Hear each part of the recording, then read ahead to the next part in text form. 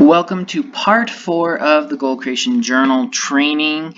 We are going to be going over this last part, and this is the recalibration portion of the journal. Okay, so you had your grid, okay, you had the identity section, then you had your contemplation section, and then this is the recalibration. I think of recalibration as like you're taking action and you're now getting feedback, right? So you're taking feedback, and so you're getting all these inputs, and you're like, hey, you know what? This actually turns out not to be the right direction. I'm going to start going this direction now. So this is a place for you to start recalibrating, and you can start realizing, hey, like, is this where I really want to be? There are 5 sections. They line up with your 5 goals that you have.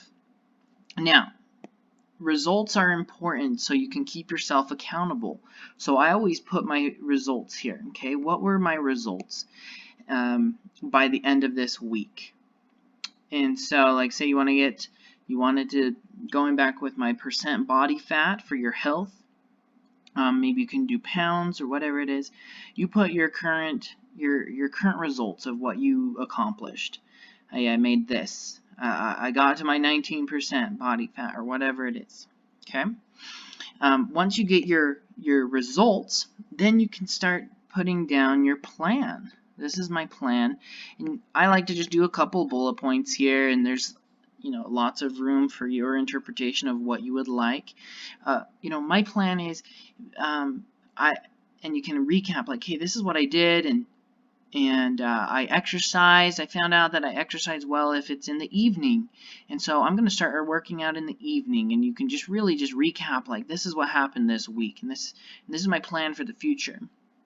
And then so you have your results here and your plan, and you can divide that in half. Like, this is your result section, this is your plan section.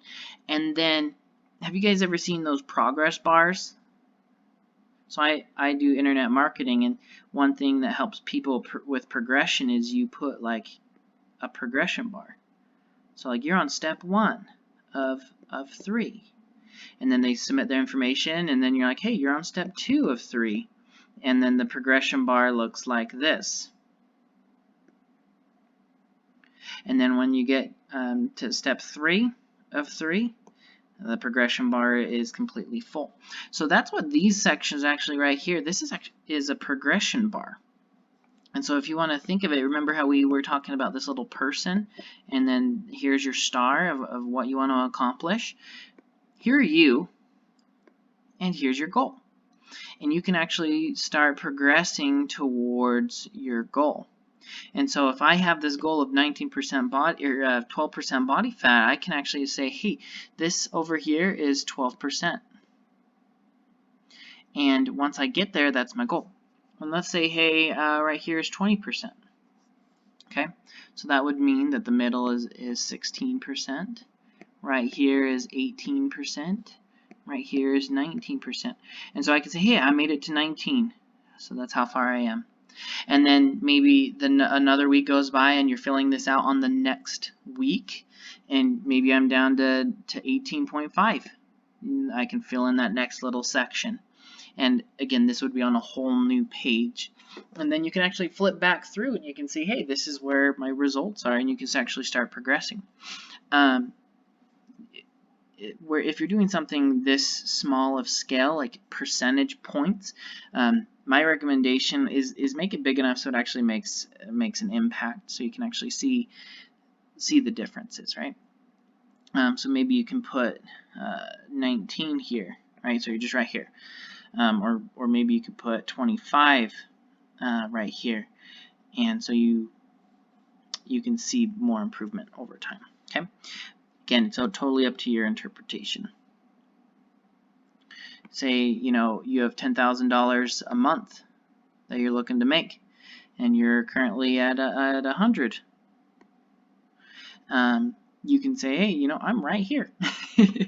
And then once it gets up to, 5K, and then 2.5K, and 1.2, you can slowly progress, and you can see the progression over time. Now, this may not work for all your goals because some of the goals may actually be hard to quantify, like spirituality. Like, how do you quantify your spirituality? So if you're doing spirituality and hey, you want to read your scriptures or something like that, you can say, hey, I want to finish my scriptures. Okay, and you can figure out like, hey, I'm halfway through my scriptures and a fourth way and this much. Maybe you want to go to church so many times. You know, I go 10 visits to church. How many visits have I done? I've done 1. You know, so I have 5 here and 7 here and 3 here. Okay, I've done 1, I've done 2, I've done 3. And so the whole goal is to be able to make your goals as quantifiable as possible, because this is going to allow you to actually see progression over time. If you can see where you currently are, and then you can make a new plan every single week, and then you can progress just a little bit every single day. Earl Nightingale says that success is the progressive realization of a worthy ideal.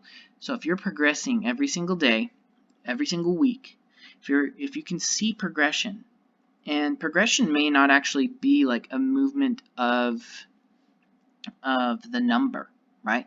So like, hey, I'm at 19%, maybe I go backwards at 19.5%. Progression is actually what you're learning, and progression is actually what you are becoming, that identity, right? So if you learn something, even though you may not have actually gotten closer to your goal, but you learned something from it, you can actually, that's actually progression in my eyes, because you're learning, and in the broad scale of success, you actually are progressing.